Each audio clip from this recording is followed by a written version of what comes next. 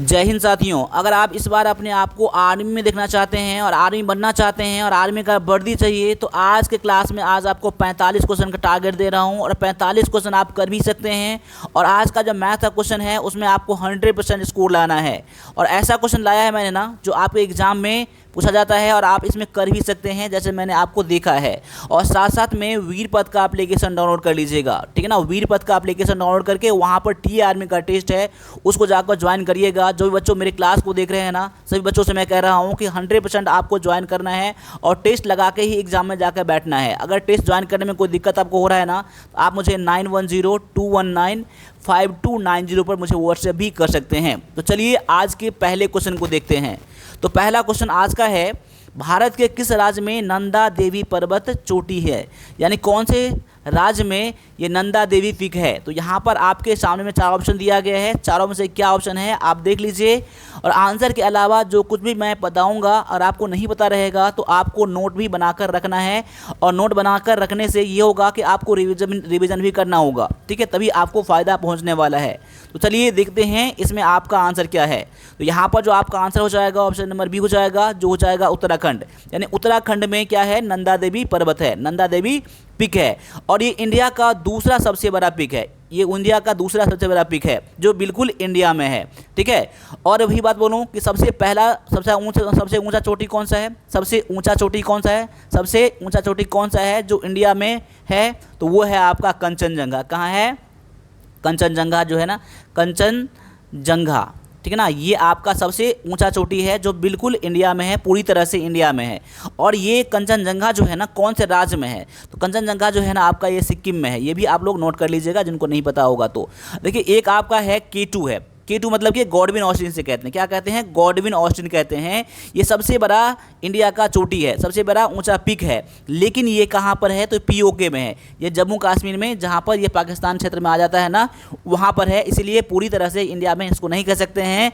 लेकिन कंचनजंगा जो है सबसे ऊँचा चोटी है, इसलिए आप लोगों को याद रखना है। और ये क्वेश्चन एग्जाम में आपको पूछा जाता है, ठीक है। इस क्वेश्चन में क्या कह रहा है यहाँ पर कि भारतीय संविधान के किस अनुसूची में दल बदल विरोधी कानून दिया गया है। देखिए यहाँ पर दल बदल विरोधी कानून क्या है। देखिए नेता सब जो एक पार्टी से दूसरी पार्टी से तीसरी पार्टी करते थे ना, इसको रोकने के लिए दल बदल विरोधी कानून लाया गया था। ये संविधान के कौन से अनुसूची में है, तो यहाँ पर अपना आंसर चेक कर लीजिएगा। यहाँ पर आपका आंसर हो जाएगा ऑप्शन नंबर सी हो जाएगा, 10वीं अनुसूची में है। और ये संविधान सूची के जो संविधान संशोधन के कौन से भाग में है, ये 52वें भाग में है। किस में है, 52वें भाग में है, ठीक है। ये भी आप लोगों को याद रखना है। और यहाँ पर एक पॉइंट नोट करिएगा, अगर नहीं पता होगा तो यहाँ पर 8वीं अनुसूची जो है ना किससे संबंधित है।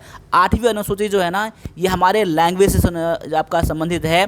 ये आपका इसमें क्या दिया गया है, 22 लैंग्वेज दिया गया है। क्या दिया गया है, 22 लैंग्वेज दिया गया है, ये 8वीं अनुसूची में है।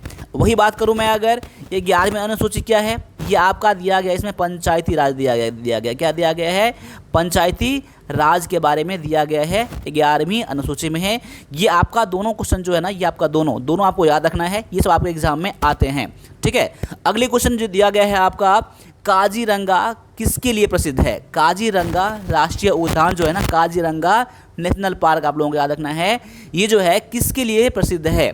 तो ये जो आपका प्रसिद्ध है, ये एक सिंग वाला गैंडा के लिए प्रसिद्ध है, यहाँ पर सबसे अधिक पाया जाता है, ठीक है। ये जो है अब यहाँ पर क्वेश्चन आपको ये बनता है कि काजीरंगा राष्ट्रीय उद्यान जो है ना ये कहाँ पर है, ये कौन से स्टेट में है, ये भी आपको पता होना चाहिए। तो ये आप स्टेट याद रख लीजिएगा। यहाँ पर स्टेट आपका है असम। कहाँ पर है, असम। यानी कि काजीरंगा राष्ट्रीय उद्यान जो है, काजीरंगा नेशनल पार्क जो है, ये असम में है, ठीक है। और साथ साथ में एक पॉइंट और नोट करिएगा यहाँ पर, एक आपका एशियाटिक शेर के लिए, यानी कि एशियाई शेर के लिए जो प्रसिद्ध है वो कौन सा आपका नेशनल पार्क प्रसिद्ध है, ये आपका गुजरात के अंदर में है। क्या है, गुजरात के अंदर में कौन सा, तो एक आपने पढ़ा होगा गिर नेशनल पार्क। क्या पढ़ा है आपने, गिर नेशनल पार्क पढ़ा है ना, ये कहाँ पर है, गिर नेशनल पार्क, ये आपका दिया गया है गुजरात में। कहाँ पर है, तो गुजरात में याद रख लीजिएगा। ये क्वेश्चन आपके एग्जाम में आया हुआ क्वेश्चन था, ठीक है। एक और याद रख लीजिए आप जो बहुत ज़्यादा इंपॉर्टेंट है, ये आपका पेरियार। क्या याद रखिए आप, पेरियार नेशनल पार्क, ये कहाँ पर है,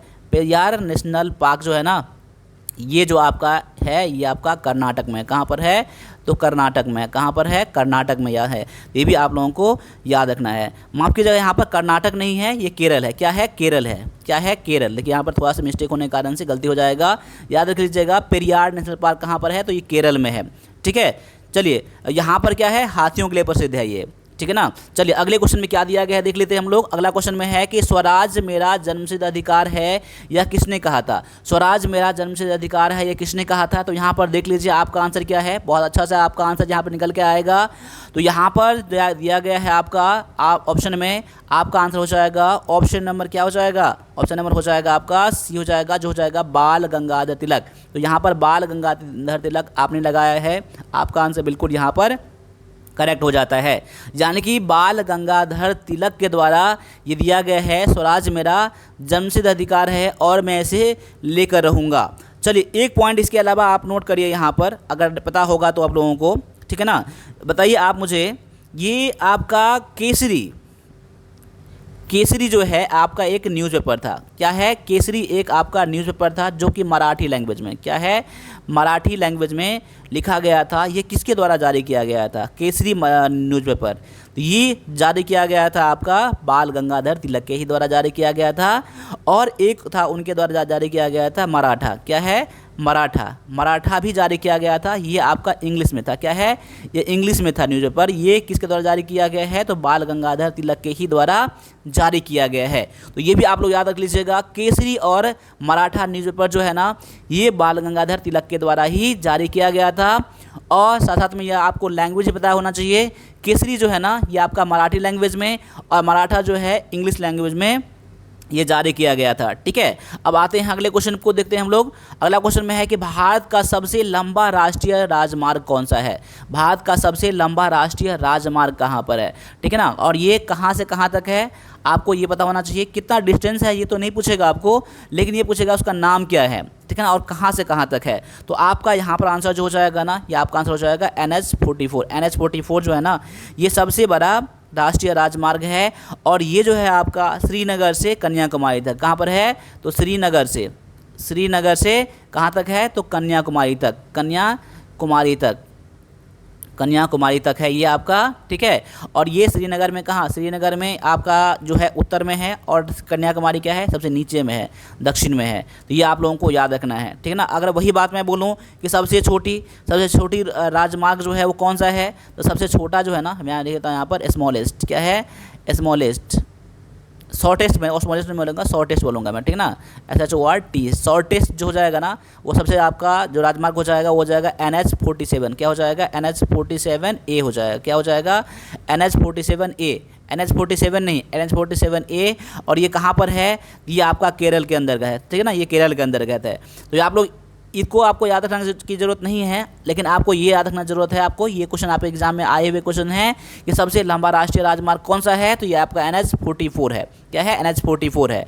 चलिए अगले क्वेश्चन को देखते हैं हम लोग। अगला क्वेश्चन में है कि हीराकुंड बांध किस राज्य में है?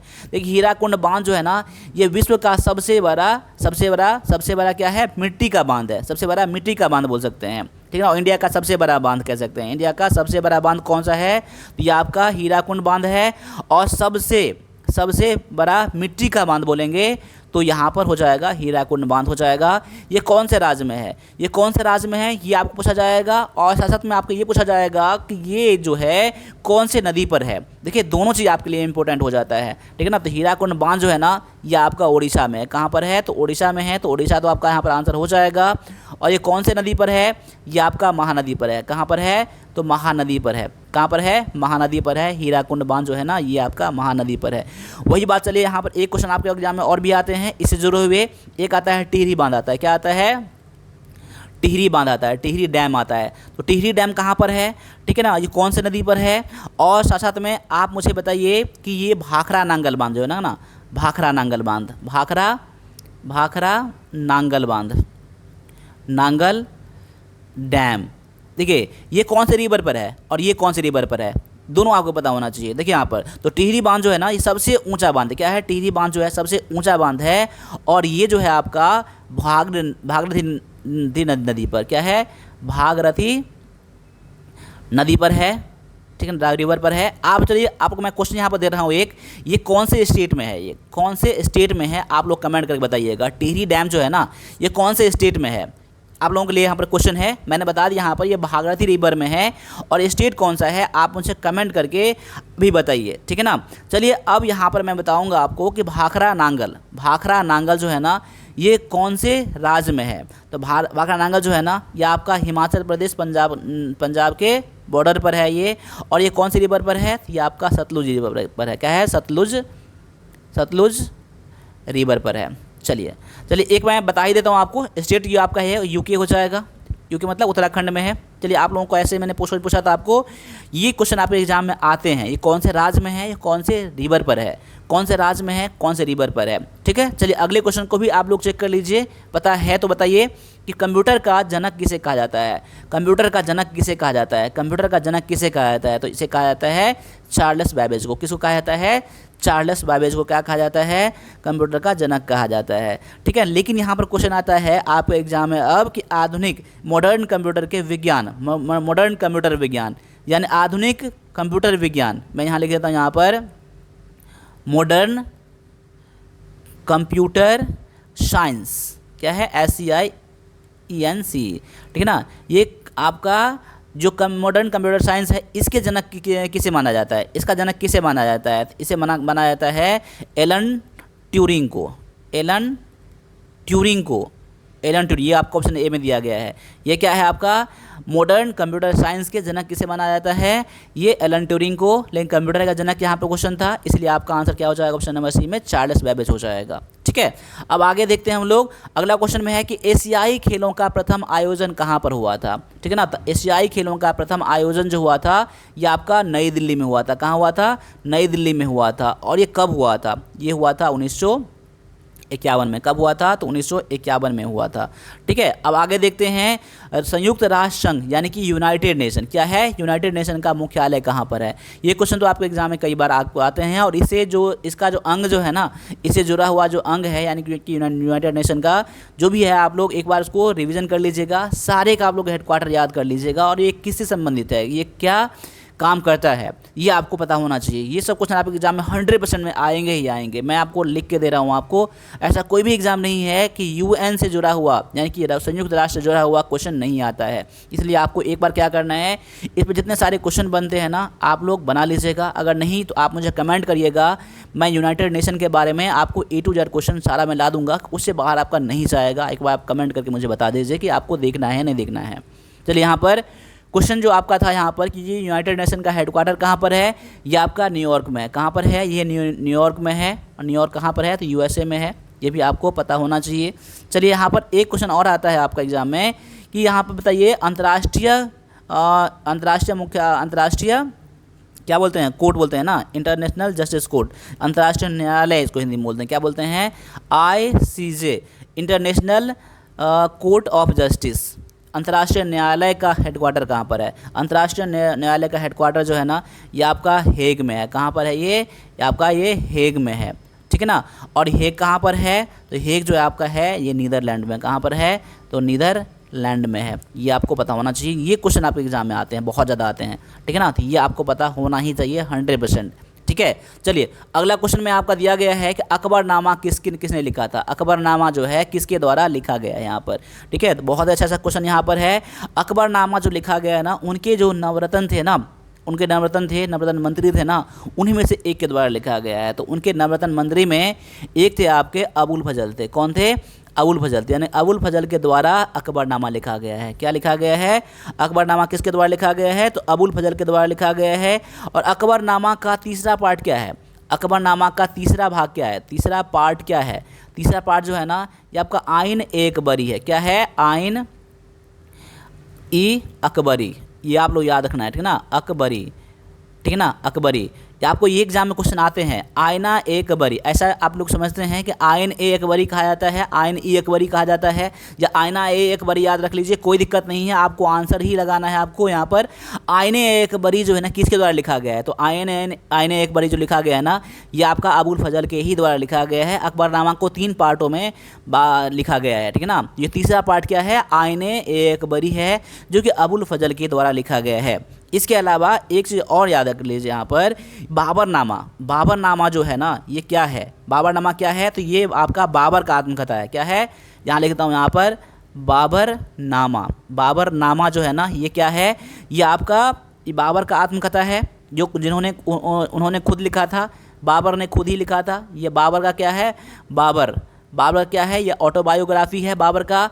और ये किस भाषा में लिखा गया है, तो ये भाषा लिखा गया था आपका तुर्की में। किस में लिखा गया था, तुर्की में लिखा गया था। तो तुर्की आप लोग याद रख लीजिएगा, बाबरनामा जो है ना, ये तुर्की में लिखा गया था, और ये बाबर का आत्मकथा है। ये सब क्वेश्चन एग्जाम में 100% आपको आते ही आते हैं, इसीलिए ये अकबरनामा याद कर लीजिए, बाबरनामा याद कर लीजिए। इसके अलावा एक और याद कर लीजिए आप लोग, हुमायूंनामा। क्या याद कर लीजिए आप लोग, हुमायूंनामा, हुमायूंनामा, ठीक है ना। ये जो है ना किसके द्वारा लिखा गया है, ये किसके द्वारा लिखा गया है, तो हुमायूंनामा जो है ना, ये लिखा गया है गुलबदन बेगम के द्वारा। किसके द्वारा, गुलबदन बेगम के द्वारा लिखा गया है, ठीक ना, बेगम के द्वारा लिखा गया है। और गुलबदन बेगम कौन था, ये बाबर की बेटी थी। कौन थी, बाबर की बेटी थी, बाबर की डॉटर थी। कौन, गुलबदन बेगम। ये उन्हीं के द्वारा लिखा गया है, हुमायूंनामा लिखा गया है, ठीक है ना। तो ये आपको इतना जो है ना, ये हुमायूंनामा, बाबरनामा, अकबरनामा के बारे में आपको रट्टा मार के रहना ही चाहिए, आपको एकदम टिप्स पर होना चाहिए, ठीक ना, ये चीज़। चलिए आगे देखते हैं हम लोग। अगला क्वेश्चन में दिया गया है कि भारत का दक्षिणी बिंदु क्या कहलाता है। भारत का दक्षिणी यानी सदर्न मोस्ट पॉइंट, देखिए यहाँ पर आपका यहाँ पर आंसर हो जाएगा ऑप्शन नंबर बी, यानी इंदिरा पॉइंट जो है ना आपका यहाँ पर आंसर हो जाएगा। क्या हो जाएगा, इंदिरा पॉइंट आपका यहाँ पर आंसर हो जाएगा, ठीक है ना। चलिए अगले क्वेश्चन में है कि विजय घाट किसकी समाधि स्थल है। विजय घाट किसकी समाधि स्थल है, ये आपके आर्मी के एग्जाम में स्टैटिक जीके में क्वेश्चन आता है, ये क्वेश्चन सब, ठीक है ना। तो विजय घाट जो है किसका समाधि स्थल है, तो विजय घाट जो है ना, ये आपका लाल बहादुर शास्त्री का आपका समाधि स्थल है। ऑप्शन नंबर आपका यहाँ पर सी हो जाएगा, लाल बहादुर शास्त्री का। चलिए 1-2 पॉइंट और नोट कर लीजिए। आप बताइए मुझे, राजघाट जो है ना, राजघाट जो है किसका समाधि स्थल है, तो राजघाट जो है ना, ये महात्मा गांधी का, किसका, महात्मा गांधी का ये आपका समाधि स्थल है, ठीक ना, महात्मा राजघाट, ठीक है ना। इसके अलावा एक और याद कर लीजिए, शक्ति स्थल। क्या याद कर लीजिए, शक्ति स्थल जो है ना किसका समाधि स्थल है, तो शक्ति स्थल जो है ना, ये आपका इंदिरा गांधी का, किसका, इंदिरा गांधी का, ठीक ना, गांधी का समाधि स्थल है। इसके अलावा एक और याद कर लीजिए, किसान घाट का। क्या किसका, तो किसान घाट किसका है, किसान घाट जो है ना चौधरी चरण सिंह का, किसका, तो चौधरी चरण सिंह का, चरण सिंह, याद कर लीजिएगा आप लोग। राजघाट, शक्ति स्थल और किसान घाट और विजय घाट, इसमें 4 आपका क्लियर हो गया है, ठीक है ना। चलिए आगे देखते हैं हम लोग। आगे दिया गया आपका कि राज्यसभा के सदस्यों का कार्यकाल कितने दिनों का होता है। राज्यसभा के सदस्यों का कार्यकाल जो होता है ना, ये 6 वर्षों का होता है। क्या होता है, 6 वर्षों के लिए होता है। और इसमें 1-2 पॉइंट और नोट कर लीजिए कि राज्यसभा के सदस्यों का कार्यकाल 6 वर्षों का तो होता है, और राज्यसभा जो होता है ना कभी भी भंग नहीं होता है, कभी भी क्या होता है, डिसॉल्व नहीं होता है, कभी भी आपका भंग नहीं होता है। लोकसभा होता है लेकिन राज्यसभा कभी भी भंग नहीं होता है। और इसमें जो सदस्य होते हैं ना, हर 2 साल में क्या होता है, 1/3 जो होता है ना, ये उसमें से रिटायर हो जाते हैं, ठीक है। तो 6 वर्षों के लिए होता है राज्यसभा का कार्यकाल, ये आपको पता होना चाहिए। और इसके अलावा बताइए कि लोकसभा का जो कार्यकाल होता है वो कितने दिनों का होता है। लोकसभा का कार्यकाल कितने दिनों का होता है, तो लोकसभा का जो होता है ना, ये होता है 5 साल का। क्या होता है, लोकसभा का कार्यकाल कितने दिनों का होता है, तो ये होता है 5 साल के लिए होता है, ठीक है ना। और इसके अलावा एक पॉइंट और नोट कर लीजिए यहाँ आप लोग राज्यसभा के बारे में। राज्यसभा का अध्यक्ष कौन होता है, राज्यसभा का अध्यक्ष बोलेंगे या बोलेंगे सभापति बोलेंगे, क्या बोलेंगे, सभापति। राज्यसभा का सभापति कौन होता है, ये होता है आपका उपराष्ट्रपति होता है। क्या होता है, उपराष्ट्रपति होता है हमारे देश का, ठीक ना। तो यहाँ पर आप लोग कमेंट करिए यहाँ पर अभी हम लोगों मुझे कि अभी करंट के टाइम में उपराष्ट्रपति कौन है, उपराष्ट्रपति कौन है। राष्ट्रपति तो सबको पता है यहाँ पर, लेकिन उपराष्ट्रपति कौन है आप लोग कमेंट करके जरूर बताइएगा कि राज्यसभा के जो अभी जो सभापति हैं वो कौन है। वो होता है आपका उपराष्ट्रपति होता है। तो आप लोग उपराष्ट्रपति का नाम मुझे कमेंट करिए जो हाल ही में अभी चेंज हुए हैं। ठीक है, चलिए अगले क्वेश्चन में दिया गया आपका कि सफ़ेद हाथियों का देश किसे कहते हैं। सफ़ेद हाथियों का देश किसे कहते हैं? सफ़ेद हाथियों का देश किसे कहते हैं? तो ये कहते हैं आपको थाईलैंड को कहते हैं। क्या कहते हैं? थाईलैंड को कहते हैं सफ़ेद हाथियों का देश कहते हैं। वही बात आपके क्वेश्चन में आता है कि उगते हुए सूरज का देश, तो उगते हुए सूरज का देश हो जाता है जापान हो जाता है। वही बात यहाँ पर एक क्वेश्चन और आता है कि मध्यरात्रि के सूर्य का देश किसे कहते हैं? तो मध्यरात्रि के सूर्य का देश कहते हैं नॉर्वे को। किसको कहते हैं? नॉर्वे। ठीक है ना, नॉर्वे। यानी आप लोग याद किया मिडनाइट सन। क्या याद रखिए कि मिडनाइट सन, मिडनाइट सन का कंट्री कौन सा है? तो ये आपका नॉर्वे है। क्या है? नॉर्वे है। वही बात बोलूँगा मैं यहाँ पर चीनी का कटोरा किसे कहते हैं? चीनी का कटोरा क्या है? चीनी का कटोरा कैसे कहते हैं? क्यूबा कहते हैं। चलिए यहाँ पर उतना आपको डीप में नहीं जाना है। आपको यहाँ ये 1-2 पॉइंट याद कर लीजिएगा। मिडनाइट सन याद कर लीजिएगा, उगते हुए सूरज का देश जापान याद कर लीजिएगा, और सफ़ेद हाथियों का देश थाईलैंड याद रख लीजिएगा। ठीक है, चलिए अगले क्वेश्चन में आपका दिया गया है आपका यहाँ पर चिल्का झील जो है ना किस राज्य में है? चिल्का झील, चिल्का झील जो है कौन से राज्य में है? तो चिल्का झील जो है ये आपका उड़ीसा में है। ठीक है, ऑप्शन नंबर आपका सी यहाँ पर हो जाता है। और चिल्का झील जो है ना ये सबसे बड़ा खारे पानी का झील है। ये क्या है? सबसे बड़ा खारे पानी का झील है। कौन सा? तो ये आपका चिल्का झील है। और ये झील जो है ना एक लैगून झील है। लैगून झील मतलब क्या है? जो समुद्र से किसी न किसी प्रकार से ये जुड़ा रहता है ना, डायरेक्टली समुद्र का पानी वहाँ पर टच करता है। ठीक है ना, ये बिल्कुल साइड में है, समुद्र का साइड में है। ठीक है ना, ये चिल्का झील जो है ये आपका उसमें है। लेकिन वही बात बोलूँगा जहाँ पर समुद्र से जुड़ा हुआ नहीं है। समुद्र ये मान लीजिए ये आपका बिल्कुल आपका ही ये लैंड है, ज़मीन है ना, और बीच में क्या है? बीच में ऐसा झील बना दिया गया है, बना हुआ है। वो झील कौन सा है? तो वो झील आपका है सांभर झील। कौन सा है? सांभर झील है। वो भी आपका खारे पानी का झील है। देखिए उसे हम लोग कहते हैं क्या? इनलैंड लेक कहते हैं। क्या कहते हैं? इनलैंड लेक कहते हैं। क्या कहते हैं? इनलैंड लेक कहते हैं। ये कहाँ पर है? तो ये आपका राजस्थान में है। राजस्थान कहाँ? तो राजस्थान में सांभर में, यानी सांभर झील याद रख लीजिए। क्या याद कर लीजिए? सांभर झील, सांभर लेक याद कर लीजिए। ये कहाँ पर है? तो राजस्थान में है। ये आपका इनलैंड लेक है, यानी कि अंतर्देशीय झील, अंतर्देशीय झील। ठीक है, याद कर लीजिएगा। एक क्वेश्चन आपके एग्जाम में और आता है, एक क्वेश्चन आपका आता है वुलर झील के बारे में। क्या आता है? वुलर झील के बारे में आता है। क्या है? वुलर लेक के बारे में आता है। तो वुलर लेक जो है ना ये सबसे बड़ा मीठे पानी का झील है इंडिया का। ठीक है ना, तो ये कहाँ पर है? तो ये आपका जम्मू कश्मीर में। कहाँ पर है? तो जम्मू कश्मीर में है। याद कर लीजिएगा। ठीक है ना, ये सारा क्वेश्चन मैंने करवा दिया है आपको। ठीक है ना, चलिए अगले क्वेश्चन को भी लगा लीजिए यहाँ पर। अब आपको क्वेश्चन आपको साइंस के लिए क्वेश्चन है। ठीक है ना, आपको देखिए यहाँ पर जो टेस्ट जो दिया गया है ना वीरपथ में, आपको टेस्ट तो लगाना ही है उसमें, लेकिन टेस्ट लगाकर आप लोगों को एनालाइज करना है कि कहाँ आपने गलती करा है। ये सबसे ज़्यादा इंपॉर्टेंट है। ठीक है, चलिए यहाँ पर क्वेश्चन है कि बिजली का बिल माफ़ कीजिएगा यहाँ पर, चलिए मैं थोड़ा सा मिस्टेक कर रहा हूँ यहाँ पर। बिजली का सबसे अच्छा शौचालय कौन सा है? बिजली का सबसे अच्छा शौचालय कौन सा है? तो बिजली का सबसे अच्छा शौचालय जो है ना ये आपका चांदी है। क्या है? चांदी है। ऑप्शन नंबर आपका सी यहाँ पर आंसर हो जाता है। अगले क्वेश्चन में है कि सौर मंडल का सबसे बड़ा ग्रह कौन सा है? सबसे बड़ा ग्रह कौन सा है? सबसे बड़ा ग्रह जो है ना ये आपका बृहस्पति है। वही बात मैं बोलूँ यहाँ पर कि सबसे बड़ा उपग्रह कौन सा है?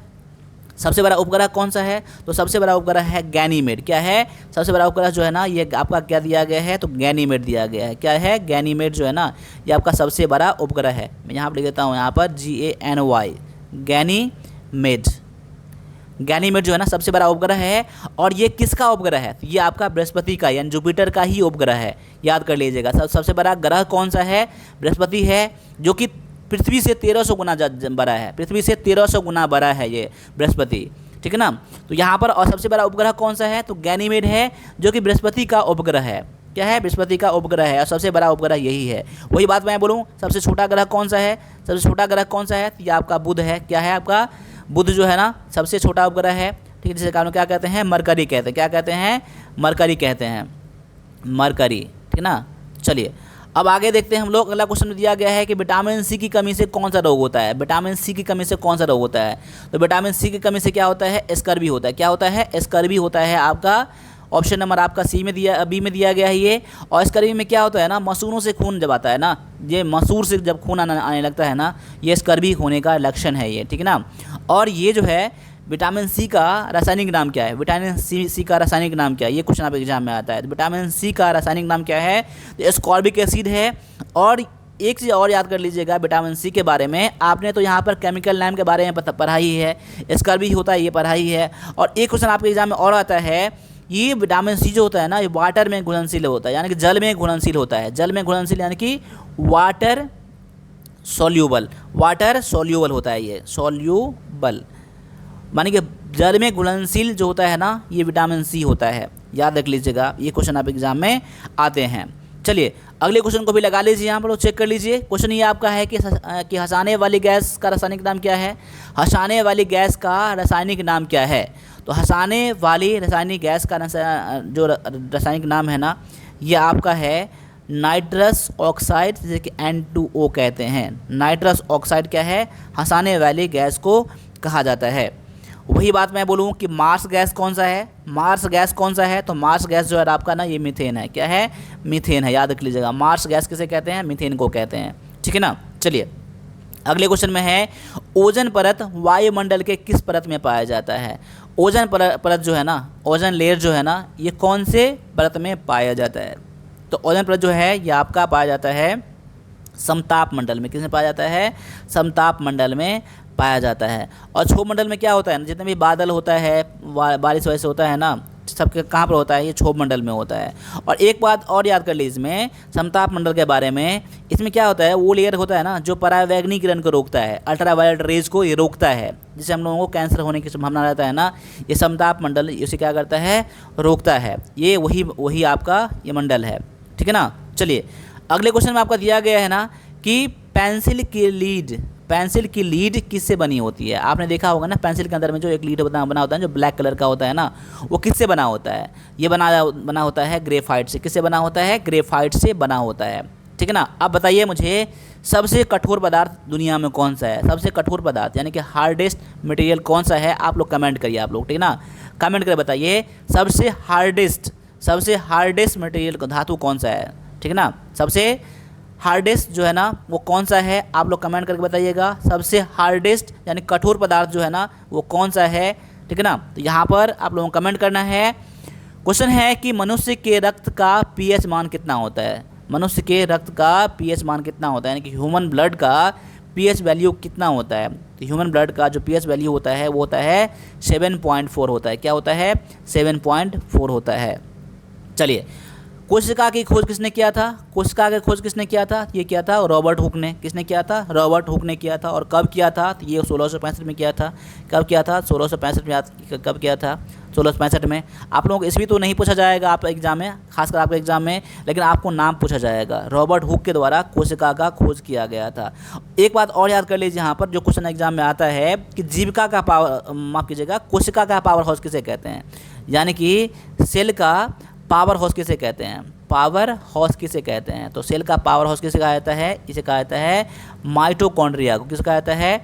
माइटोकॉन्ड्रिया को कहा जाता है, ठीक है ना। कॉन्ड्रिया को कहा जाता है, माइटोकॉन्ड्रिया को कहा जाता है, कोशिका का पावर हाउस कहा जाता है। क्या कहते हैं? कोशिका का पावर हाउस माइटोकॉन्ड्रिया को कहा जाता है। ये सब क्वेश्चन एग्जाम में आपके आते रहते हैं, ठीक है। चलिए अगले क्वेश्चन में दिया गया आपका कि सबसे भारी गैस कौन सी है?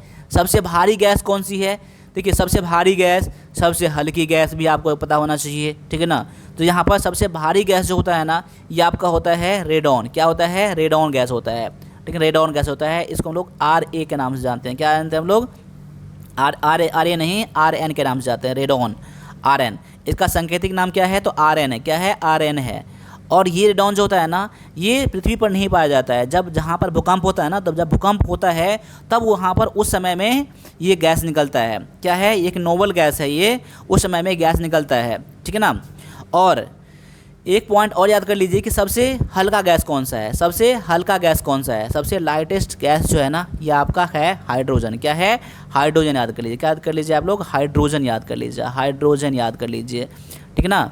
और इसका जो रासायनिक आपका संकेत है आपका, या आपका एस से कहते हैं, ठीक है ना, एस से आप लोग जानते हैं। हाइड्रोजन क्या है, सबसे हल्का गैस है। एक पॉइंट और आप एग्जाम में आया हुआ था, ये क्वेश्चन आया हुआ था कि ये बताइए मुझे गुब्बारे में कौन सी गैस भरी जाती है, गुब्बारे में कौन सी गैस भरी जाती है। तो गुब्बारे में गैस भरा जाता है आपका हीलियम। क्या भरा जाता है, हीलियम भरा जाता है। क्या भरा जाता है, हीलियम भरा जाता है।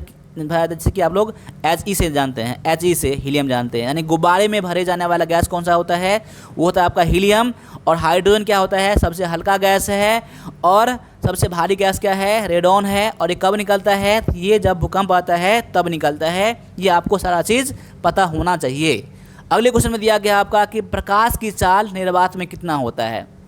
देखिए प्रकाश की चाल जो होता है ना निर्वात में कितना होता है, तो प्रकाश की चाल जो होता है निर्वात में ये होता है 3 × 10⁸ मीटर पर सेकंड होता है। यानी 3 पर 8 बार 0 कर दीजिए, 3 बार 8 बार 0 कर दीजिए, 1 2 3 4, ठीक ना। ये इतना मीटर पर सेकंड होता है, इसका स्पीड होता है, ठीक ना। ऑप्शन नंबर आपका बी में दिया गया है। एक क्वेश्चन आप लोगों को जानना है आपको है, ये अब बताइए कि सूर्य से जो प्रकाश निकलता है वो पृथ्वी तक आने में कितना समय लगता है, उसे पृथ्वी तक आने में उसको कितना समय लगता है। तो 8 मिनट 16 सेकंड का, 8 मिनट 16 सेकंड का टाइम लगता है, ठीक है ना, पृथ्वी पर सूर्य का प्रकाश पहुंचने में, ठीक है।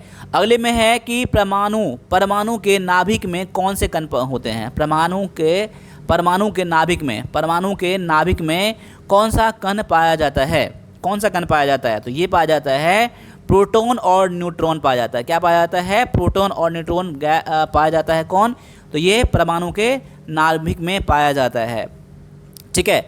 अब अगले क्वेश्चन में दिया गया आपका कि बैरोमीटर का उपयोग किस के मापन में होता है। देखिए यहाँ पर एक तो आपको याद रखना है किसके मापन में होता है। देखिए ये आपको पता होना चाहिए, आपको ये भी पता होना चाहिए कि बैरोमीटर का आविष्कार किसने किया था। बैरोमीटर का आविष्कार किसने किया था, तो बैरोमीटर का आविष्कार किसने किया था मैं बताऊंगा। पहले तो इसका आंसर जान लीजिए कि बैरोमीटर से क्या किया जाता है, क्या मापा जाता है। तो इसे मापा जाता है वायुमंडलीय दाब को मापते हैं हम लोग, यानी कि एटमॉस्फेरिक प्रेशर को मापते हैं हम लोग, ठीक है ना। प्रेशर आप याद रख लीजिएगा, यानी कि वायुमंडलीय दाब को मापा जाने वाला यंत्र जो होता है ना वो होता है बैरोमीटर। और किसके द्वारा ये आविष्कार किया गया है, ये आविष्कार किया गया है टैरोसेली के द्वारा। किसके द्वारा, यहाँ लेता हूँ टॉरिसेली के द्वारा। क्या है, टॉरिसेली के द्वारा ये आविष्कार किया गया है। तो ये आपको दोनों चीज़ पता होना ही चाहिए। ये टॉरिसेली के द्वारा आविष्कार किया गया है बैरोमीटर, और इससे वायुमंडलीय दाब को मापते हैं हम लोग, ठीक है ना।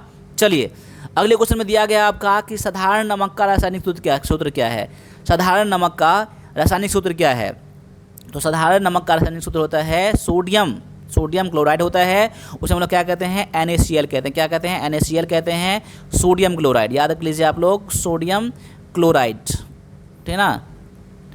चलिए अगले क्वेश्चन में आपका दिया गया है आपका कि पीलिया किस अंग को प्रभावित करता है, यानी कि जॉन्डिस जो होता है ना ये कौन से अंग को प्रभावित करता है। देखिए जॉन्डिस में होता है क्या, जॉन्डिस में क्या होता है, जॉन्डिस में क्या होता है, उसमें बिलिरुबिन एक होता है ना हमारे बॉडी में, हमारे रक्त में, हमारे ब्लड में एक होता है बिलिरुबिन होता है ना, उसकी मात्रा बढ़ जाता है। क्या होता है, उसकी मात्रा बढ़ जाता है। याद कर लीजिए यहाँ पर किस कारण से होता है, तो हमारे ब्लड में क्या होता है, हमारे ब्लड में बिलिरुबिन का BILLI रूबिन, इसकी मात्रा क्या होता है, बढ़ जाता है। इसकी मात्रा बढ़ने से क्या होता है ना, हमारे जो बॉडी का जो स्किन होता है ना वो पीला पड़ जाता है। हमारे आँख भी क्या होता है, पीला पड़ जाता है। वो अफेक्ट कहाँ करता है, तो वो करता है अफेक्ट लीवर पर। किस पर करता है, लीवर पर करता है। ये कौन सा अंग प्रभावित होता है इससे, तो लीवर प्रभावित होता है। आपका आंसर यहाँ पर इसी से निकल के आ जाता है, ऑप्शन नंबर सी आपका आंसर हो जाता है। चलिए एक आप लोग और जानना आप लोगों को ज़रूरी है, ये बताइए टाइफाइड जो होता है ये कौन से अंग को प्रभावित करता है, टाइफाइड। चलिए टाइफाइड यहाँ मैं लिख देता हूँ, यहाँ पर टाइफाइड TYPHAID, ठीक ना। टाइफाइड जो होता है ना वो क्या करता है, वो आंत को प्रभावित करता है, यानी कि इंटेस्टाइन को प्रभावित करता है। यहाँ पर लिख देते हैं, यहाँ पर इंटेस्टाइन याद रख लीजिएगा, ठीक है ना, यानी कि हमारे आंत को प्रभावित करता है ये। चलिए यहाँ पर निमोनिया में क्या होता है, निमोनिया जो है ना ये कौन से अंग को इफेक्ट करता है, ये करता है फेफड़ा को। जो करता है तो फेफड़ा को। यहाँ पर लिख भी दीजिए, यहाँ पर निमोनिया का स्पेलिंग आप लोग याद रख लीजिएगा, ये बहुत ही क्रिटिकल आपका है। आप इंग्लिश में काम आपको कभी आएगा, पढ़ने में काम आपको आएगा। PNEUMONIA, ठीक ना, यानी कि निमोनिया जो होता है ना ये किसको अफेक्ट करता है, ये हमारे लंग्स को अफेक्ट करता है, ठीक है ना। चलिए अगले क्वेश्चन को भी देख लेते हैं हम लोग। इसमें दिया गया है कि विद्युत ऊर्जा को यांत्रिक ऊर्जा में कौन बदलता है। एक तो क्वेश्चन आता है कि यांत्रिक ऊर्जा को विद्युत ऊर्जा में तो वो कौन बदलता है, तो वो आपका डायनेमो, क्या है, डायनेमो चेंज करता है। लेकिन यहाँ पर क्वेश्चन है कि विद्युत ऊर्जा को यांत्रिक ऊर्जा में, जैसे हमारा पंखा चलता है ना, ये हमारे बिजली से चलता है, हमारे इलेक्ट्रिक से चलता है और ये पंखा घूमने लगता है। ये क्या है, विद्युत ऊर्जा यांत्रिक ऊर्जा में रूपांतरण हो रहा है। ये करता है आपका विद्युत मोटर, क्या करता है, विद्युत मोटर क्या करता है, ये विद्युत ऊर्जा को यांत्रिक ऊर्जा में चेंज कर देता है। लेकिन इसका उल्टा क्या करता है, यांत्रिक ऊर्जा को विद्युत ऊर्जा में कौन चेंज करता है, ये आपका करता है डायनेमो, ठीक है। चलिए अगले क्वेश्चन में दिया गया आपका मैथ क्वेश्चन दिया गया है, ठीक है ना, मैथ क्वेश्चन। अब मैथ क्वेश्चन में 20 क्वेश्चन दिया गया है ना, और 20 का 20 क्वेश्चन आपको पता होना ही चाहिए। तो चलिए यहाँ पर पहला क्वेश्चन देखते हैं क्या दिया गया है। यदि A अनुपात B बराबर में 2:3 है और B अनुपात C बराबर में 4:5 है, तो ABC का अनुपात कितना होगा। देखिए यहाँ पर आपको आंसर पता है ना, तो आप लोग आंसर कमेंट में कीजिएगा मेरे साथ साथ में, ठीक है ना। और जहाँ लगे वीडियो को पॉज करना है, वीडियो को पॉज भी करिएगा। इसके A अनुपात B दिया गया है 2/3, ये आपका A है, ये आपका B है, पता करना चाहिए, होना चाहिए आपको। और ये B अनुपात C दिया गया ना, तो ये तो B है ना, B के सामने मैं B का वैल्यू रखूँगा और यह मैंने ऐसे कर दिया। अब आपको डायरेक्टली आंसर निकालना है, क्या करना है, इसको इससे गुना करना है, इसको इससे गुना करना है और इसको इससे गुना करना है, ठीक है ना। 4 दूना में 8, 4 तिया 12 और यहाँ पर 3 पंचे 15, यानी कि A ये हो गया, B ये हो गया और C ये हो गया। अब क्या पूछ रहा है आपसे, अब पूछ रहा है आपको ABC का, वही तो पूछ रहा है ना। ये आपका हो जाएगा ऑप्शन नंबर B में हो गया आपका, ऑप्शन नंबर B आपका यहाँ पर आंसर हो गया। इसमें क्या करना होता है ना, इस बीच वाले पार्ट को या सेंटर पार्ट को क्या करना होता है, बराबर करना होता है। यानी कि ये भी आपका B है, ये भी आपका B है, इस दोनों पार्ट को मैंने बराबर कर दिया। बराबर करने के लिए मैंने दोनों का एलसीएम निकाला, मैंने दोनों का एलसीएम 12 निकल के आ गया। अब 12 निकल के आ गया तो आपको 3 से भाग लगाऊंगा, 12 में कितना 4 हो जाएगा, इसलिए मैंने 4 से गुना कर दिया। इसलिए हम लोग इतना नहीं किए हैं, डायरेक्ट इससे गुना कर दिए, इससे गुना कर दिया और इससे गुना कर दिए, आपका आंसर निकल के यहाँ पर आ जाएगा। अगले क्वेश्चन में क्या है देख लीजिए यहाँ पर, एक गोले का आयतन क्या होगा जिसकी त्रिज्या 3 सेंटीमीटर है, यानी जिसका रेडियस क्या है 3 सेंटीमीटर है। देखिए आपको ये तो क्वेश्चन बन जाएगा, लेकिन आपको फॉर्मूला पता होगा तब, फॉर्मूला नहीं पता है तो नहीं कर पाएंगे, और जिनको पता होगा आंसर भी कर लिए होंगे। देखिए यहाँ पर स्फीयर का आयतन क्या होता है, क्या होता है, वॉल्यूम ऑफ स्फीयर क्या होता है, यानी कि गोले का आयतन क्या होता है, 4/3 पाई r³ होता है, ठीक है ना। तो 4/3 गुना में पाई, आर कितना है 3 है ना, तो 3 का आप क्यूब कर दीजिए यहाँ पर, यानी कि 4/3 गुना में पाई बराबर गुना में 3 गुना में 3 गुना में 3, अब 3 तो कट जाएगा, क्या बच जाएगा, 3 3 9 और चौका 36 पाई हो जाएगा। आपका आंसर ऑप्शन नंबर किस में दिया गया, ये B में दिया गया है। मैं उम्मीद करता हूँ कि आपने भी इसको करा होगा और आपको तो 100% करना ही है क्वेश्चन को, ठीक है। चलिए आगे दिया गया है यहाँ पर कि x + y बराबर में 14 दिया गया है और x - y बराबर में कितना दिया गया है, 4 दिया गया है। तो बोल रहा है x² और y² का वैल्यू कितना होगा। यहाँ पर क्या करना है आपको, x और y का वैल्यू निकाल लेना है और फिर बाद में जाकर x को स्क्वायर कर देना है, y का स्क्वायर करके दोनों को जोड़ देना है, बस आपको यही करना है आपको। अब देखिए यहाँ पर दो संख्या ढूंढिए, दो संख्या ऐसा ढूंढिए जो जोड़ने पर कितना आ जाए, 14 आ जाए और घटाने पर क्या आ जाए, आपको 4 आ जाए। ये आपका 9 और 5 9 5 को जोड़ेंगे कितना हो जाएगा, 14 हो जाएगा और 9 और 5 को घटाएंगे तो 4 हो जाएगा। यही तो दिया गया है ना। तो पहला संख्या आपका निकल जाएगा 9, यहाँ बोल रहा है x² प्लस में y² है, तो पहला आपको हो जाएगा 9 का स्क्वायर, दूसरा हो जाएगा 5 का स्क्वायर, यहाँ 9 9 81, 55 25 जोड़ेंगे तो कितना हो जाएगा, 106 हो जाएगा। ऑप्शन नंबर आपका B में दिया गया है। बाद बाकी इसको भी आप सॉल्व कर सकते हैं, इसको भी सॉल्व कर सकते हैं, ये भी आपका निकल के आ जाएगा। कैसे, देखिए y है प्लस में, y है माइनस में, ये दोनों तो कट ही जाएगा। इधर क्या हो जाएगा, x 2x हो जाएगा बराबर 14 4 18 हो जाएगा। अब x बराबर कितना निकल के आ गया, एक आपका बराबर निकल गया, आपका 9 निकल के आ गया ना। एक तो वैल्यू जैसे एक आपका 9 आ गया, दूसरा तो खुद निकाल लेंगे 5 हो जाएगा, ठीक है ना। इस तरह से भी आप उसको बना सकते हैं। चलिए अगले क्वेश्चन में लगा लीजिए। अगला क्वेश्चन में क्या दिया गया देख लीजिए यहाँ पर, 120 मीटर लंबी ट्रेन 72 किलोमीटर प्रति घंटा की गति से खंभे को कितने समय में पार करेगी। देख खंभे को पार करता है ना, तो डिस्टेंस कितना हो जाता है, जितना ट्रेन की लंबाई होता है ना, ट्रेन की लंबाई दिया गया 120 मीटर, ये आपका डिस्टेंस निकल के आ गया। और आपका स्पीड कितना दिया गया है, स्पीड दिया गया आपको 72 किलोमीटर पर आवर, क्या है 72 किलोमीटर पर आवर है, ठीक है ना। तो इसको क्या करना है, ये आपका मीटर दिया गया है ना, ये आपका मीटर दिया गया है, तो मीटर को पहले क्या करेंगे किलोमीटर को क्या करेंगे, किलोमीटर पर आवर को इसमें करें मीटर पर सेकंड में चेंज करेंगे। तो 72 गुना में 5/18 क्या करना होता है, तो किलोमीटर पर आवर को मीटर पर सेकंड में चेंज करने के लिए 5/18 से गुना करना पड़ता है। अब काटेंगे यहाँ पर ना, देखिए यहाँ पर 18 चौका 72, 5 चौका 20, यानी कि 20 मीटर पर सेकंड क्या हो गया आपका, अब आपका स्पीड हो गया क्या हो गया, स्पीड हो गया। तो आपको डिस्टेंस भी निकल गया और आपका स्पीड भी निकल गया। इसे क्या निकाल लेंगे आप, इसे निकाल लेंगे टाइम निकाल लेंगे, क्या निकाल लेंगे, टाइम। टाइम बराबर क्या होता है, डिस्टेंस अपॉन में आपका स्पीड होता है, दूरी बटा में चाल होता है, क्या होता है ना। यहाँ पर 120, ये हो जाएगा 20। आप काटेंगे कितना होगा, 6, यानी 6 सेकंड आपका क्या हो जाएगा। यहाँ पर आपका आंसर ऑप्शन नंबर किस में दिया गया है, ये आपका बी में दिया गया है। ठीक है, अगले क्वेश्चन को भी लगा लीजिए यहाँ पर, इसको सॉल्व करना है आपको। अब सॉल्व कैसे करेंगे, देखिए यहाँ पर रूट अंडर में क्या दिया गया, रूट अंडर में क्या दिया गया है 0.0196 और यहाँ पर क्या दिया गया है रूट अंडर में 0.01, इतना दिया गया ना। अब देखिए यहाँ पर इसको कैसे बनाएंगे, यानी कि 196 होता है ना, किसका आपका स्क्वायर रूट होता है, ये 196 का स्क्वायर रूट क्या होता है, तो 14 का होता है ना। अगर मैं इसको ऐसा कर लूँ 1.4 इंटू मैं 1.4 कर लूँ और इसको रूट अंडर में कर लूँ तो कोई दिक्कत नहीं है, क्योंकि गुना करने पर इतना तो हो ही जाएगा हमारा। देखिए यहाँ पर गलती मैंने कर दिया, यहाँ पर क्या कर दिया गलती, अब देखिए यहाँ पर एक चीज़ मैंने गलती कर दिया, ये तो आपका गुना करेंगे यहाँ पर ना, गुना करेंगे तो चलिए इसको एक बार हटा देता हूँ मैं इसको। देखिए थोड़ा सा मिस्टेक होने के कारण से कितना गलती हो सकता है यहाँ पर, ऐसा कर लो मैं 0. इसको मैं क्या कर लेता हूँ 0.14 इंटू में 0.14, इतना गुना करूँगा ना तब इतना होगा, क्यों हो जाएगा, यह 4 अंक के बाद पॉइंट है, यहाँ पर ये पॉइंट है ना, यहाँ पर 2 अंक के बाद इधर देना पड़ेगा और नीचे में क्या हो जाएगा 0.1 इंटू में 0.1। ठीक है, ऐसे करेंगे हम लोग, यानी अब 2 में से 1 निकाल सकते हैं ना, 0.14 बटा में 0.1।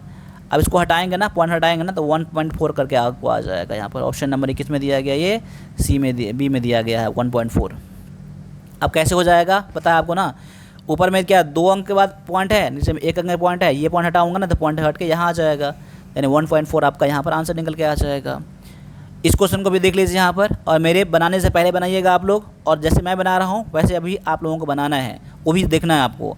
यहाँ क्वेश्चन है कि किसी वस्तु को 450 में बेचने पर 10% की हानि होती है, इतना में बचता है तो इतना हानि होता है, 10% लाभ कमाने के लिए उसे कितना में बेचना होगा। देखिए यहाँ पर क्वेश्चन बहुत ही आसान है।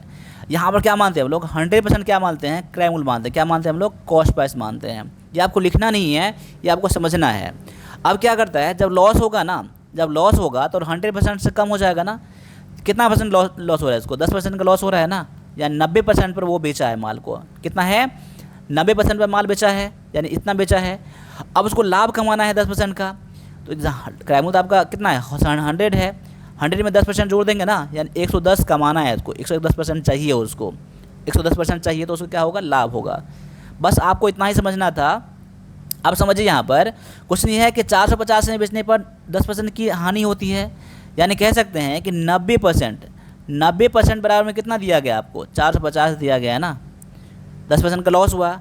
अब उसको क्या चाहिए, 10% का लाभ चाहिए ना, तो इसको 110% का बेचना होगा, ठीक है ना, 110, यानी 110% क्या हो जाएगा, इसमें इसका लाभ भी शामिल है। 110% बराबर में वाट कर दीजिए, क्वेश्चन मार्क कर दीजिए। 90% बराबर में आपको हो गया 450, तो 110% में कितना हो जाएगा, 110% में कितना हो जाएगा, यहाँ पर क्वेश्चन मार्क बराबर में 450 गुना में 110 बटा में कितना हो जाएगा, 90 हो जाएगा। मैंने क्या कर दिया, क्रॉस मल्टीप्लिकेशन कर दिया, क्या कर दिया, क्रॉस मल्टीप्लिकेशन मैंने कर दिया। इसके बराबर में क्या हो जाएगा, इतना इतना दोनों गुना करेंगे, नीचे में करेंगे, बस आपको सॉल्व कर देना है, आपको आंसर निकल के आ जाएगा। 9 पंजे 45, 5 हो जाएगा, 11 पंजे 55, यानी कि 550 हो जाएगा आपका यहाँ पर आंसर ऑप्शन नंबर बी में दिया गया ये, यानी 550 में बेचेगा ना तो उसको 10% का लाभ हो जाएगा। देखिए बहुत ही आसान तरीका ये है, जिस तरीके से मैं बनाया हूँ ना, बहुत ही आसान तरीके से है, बस आपको समझना है आपको, ठीक है ना।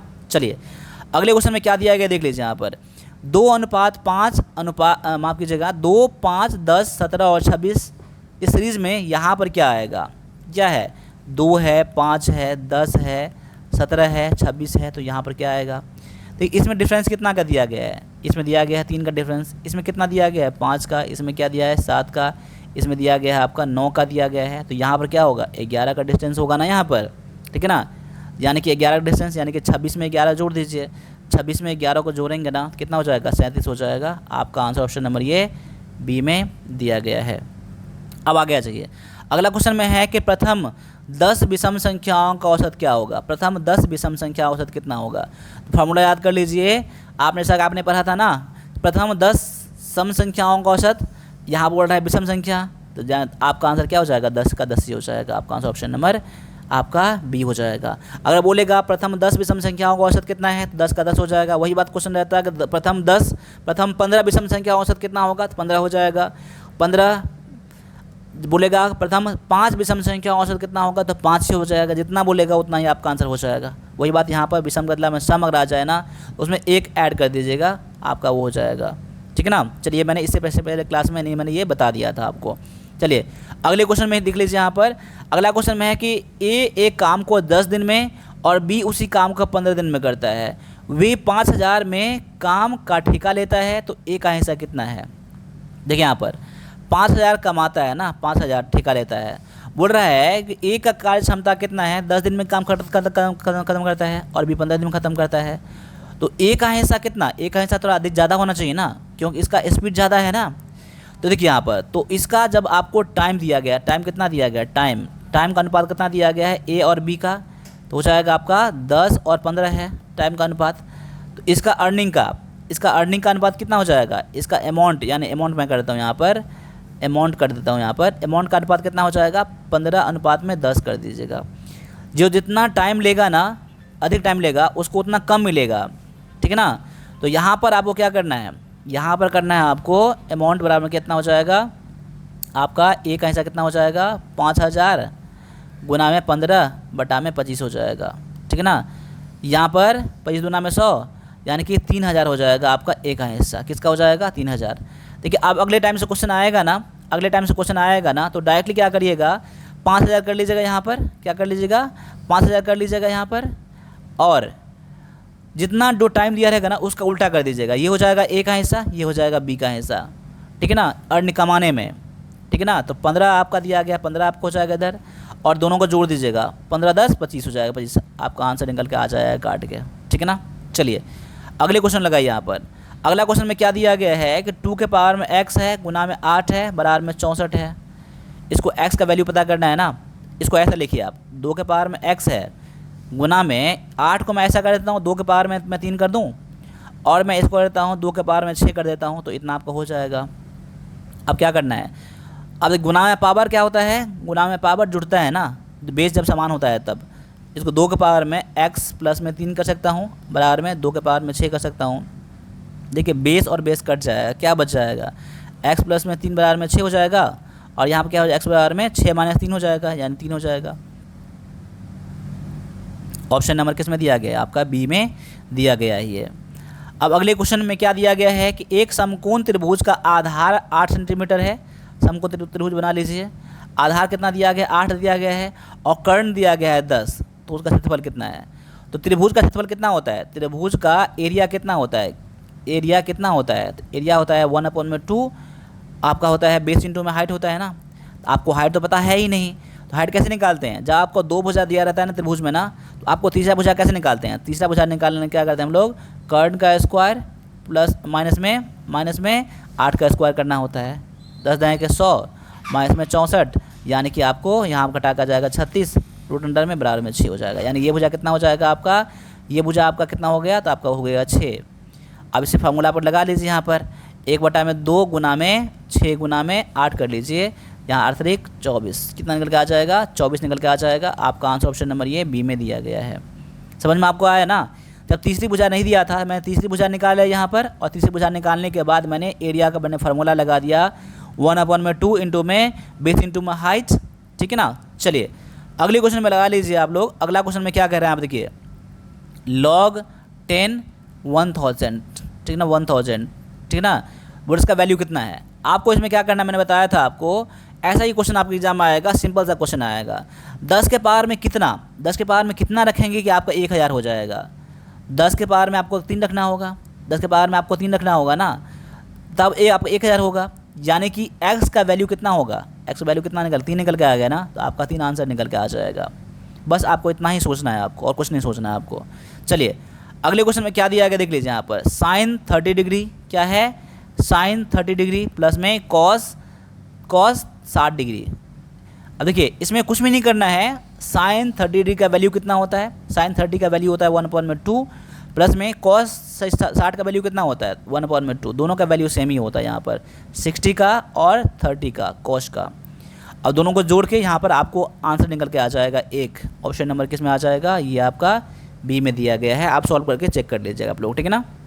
चलिए इस क्वेश्चन में है, यदि पी यानी कि प्रिंसिपल दिया गया है 5000, रेट दिया गया है 10% और टाइम दिया गया है 2 वर्ष, तो बोल रहे हैं कि चक्रवृद्धि ब्याज यानी कंपाउंड इंटरेस्ट और साधारण ब्याज का अंतर, इसके लिए मैंने क्या बताया था, फार्मूला बता दिया था। ये क्वेश्चन आपको रिपीट हो रहे हैं, इसका मतलब ये है कि ये क्वेश्चन आप एग्जाम में आ सकता है, तो इसका फार्मूला आप लोगों को पता होगा ना, यानी कि 2 ईयर का डिफरेंस कितना हो जाएगा, डिफरेंस कितना हो जाएगा, DIFFERENC, ठीक ना।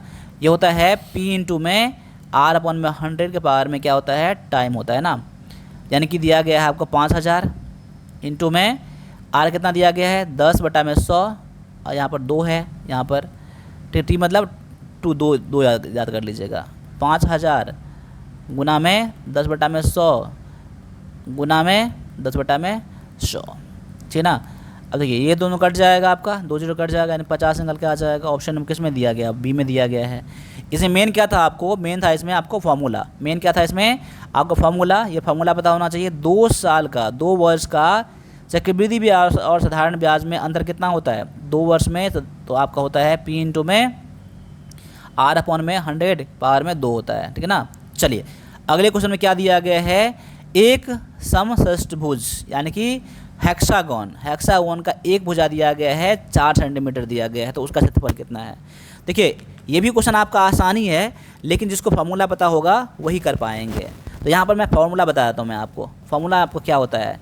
देखिए एरिया क्या होता है, एरिया क्या होता है हेक्सागोन का, क्या होता है हेक्सागोन, यहाँ पर हेक्सागोन का एरिया क्या होता है, तो ये होता है आपका 3√3/2 पावर में A², ठीक ना, ये होता है। तो 3√3 पावर में 2 और A का वैल्यू कितना दिया 4 दिया गया ना, तो 4 का स्क्वायर कर दीजिए यहाँ पर, यानी कह सकता हूँ यहाँ पर 3√3/2 गुना में 16 हो जाएगा, काटूंगा तो 8 हो जाएगा, 8 3 24 यानी कि 24√3 हो जाएगा। यहाँ पर आपका आंसर ऑप्शन नंबर ये बी में दिया गया है, ठीक है। चलिए अगले क्वेश्चन में आपका है कि 101 का स्क्वायर कितना है। आप इसको तो 101 गुना में 101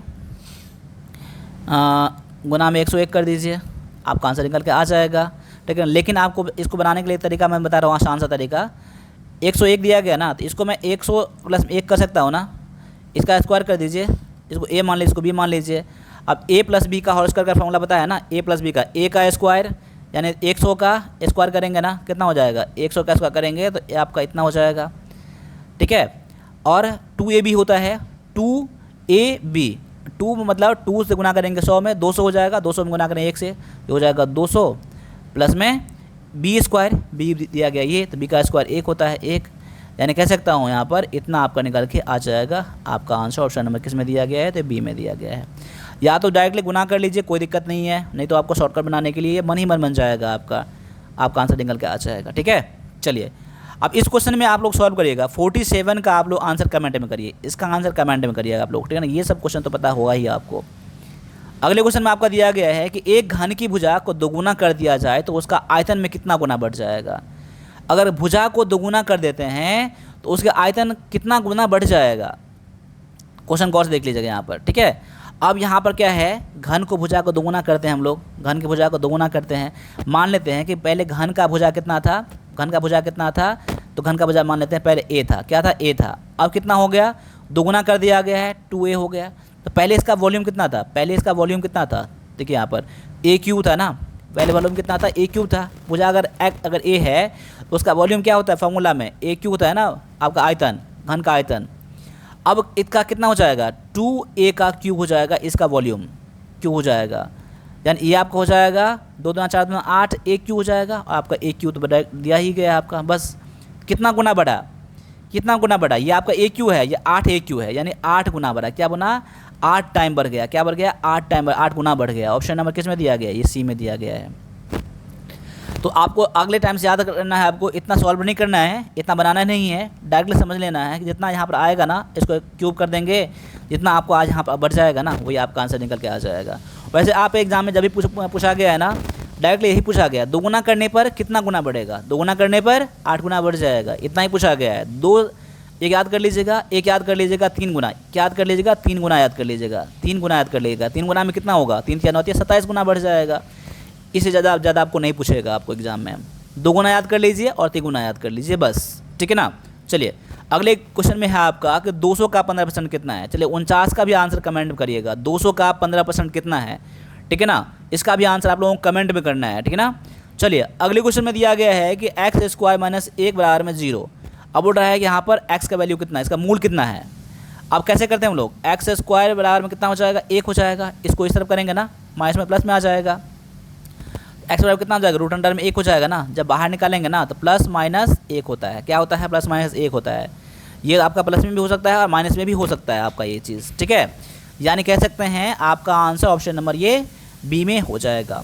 तो देखिए यहाँ पर अभी 50 क्वेश्चन करवाया है, 50 क्वेश्चन में जितना क्वेश्चन आपका सही हुआ है ना वही आप कमेंट में करिएगा। हो सकता है आपका क्वेश्चन 30 क्वेश्चन सही हुआ हो, 25 क्वेश्चन सही हुआ हो, या आपने 40 क्वेश्चन सही किया है, या आपने 50 क्वेश्चन सही किया है। आप लोग जो है उतना ही कमेंट करिएगा। और सभी बच्चों से मैं कहता हूँ कि जो भी मेरा क्लास लास्ट तक देखते हैं ना, और जो आप चाहते हैं आर्मी में अपने आप को देखना चाहते हैं ना, जो टेस्ट है जो वीर पथ पर उसको आप जाकर ज्वाइन ज़रूर करिएगा, ठीक है ना। ये आपके एग्ज़ाम के लिए बेस्ट टू बेस्ट टेस्ट है। और साथ साथ में मेरे क्लास को, हर एक क्लास को ज़रूर देखिएगा। तो मिलते हैं अगले क्लास में, तब तक सभी से फिर से जय हिंद।